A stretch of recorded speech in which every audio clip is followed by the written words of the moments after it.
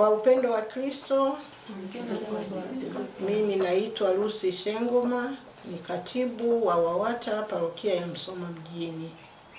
Niko hapa kwa ajili ya kueleza maandalizi na ratiba nzima ya siku ya maombi ya wanawake duniani itakayofanyika tarehe 6 mwezi wa 3 mwaka 2026 katika parokia ya Msoma mjini. Ratiba yetu itakuwa kama ifuatavyo. Tutaanza kwa maandamano ambayo yataanzia katika ofisi za Dayosisi ya Kanisa la Kiinjili la Kilutheri katika maeneo jirani na maktaba ya mkoa. Maandamano yataanza asubuhi saa 2 kamili na yatapita katika barabara la Mkendo, Shabani, taingia barabara la Nyerere hadi kanisa kuu Katoliki parokia ya Msoma mjini. Yatapokelewa na baba paroko wa kanisa kuu. Katika maandalizi mpaka sasa tumekaa vikao pamoja na viongozi wa makanisa mengine ambayo yatashiriki katika maadhimisho hayo.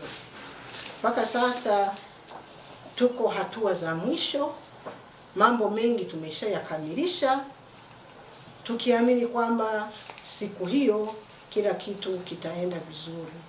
Na katika maadhimisho hayo, ili akina mama wa madhehebu yote ya Kikristo wa manispaa kuonyesha mshikamano wetu, tumeandaa sare ambayo inapatikana katika makanisa yetu.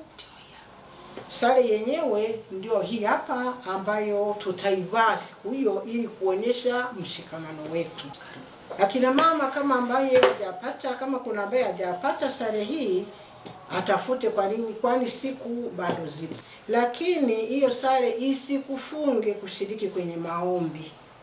Hata kama una sare mama, vaa nguo yako yoyote uweze kushiriki. Kikubwa ni kushiriki katika maombi hayo. Naungana na viongozi waliotangulia kuwakaribisha. Karibuni sana. Tuanze kwa maandamano ili tukishuhudia imani yetu katika barabara na mitaa tutakayopita, na tutakapofika hapa tuendelee na ibada yetu ambayo ni ibada maalum kwa ajili ya kina mama wa dunia nzima, kuombea changamoto ambazo wanakutana nazo. Nasema karibuni sana. Kwa upendo wa Kristo.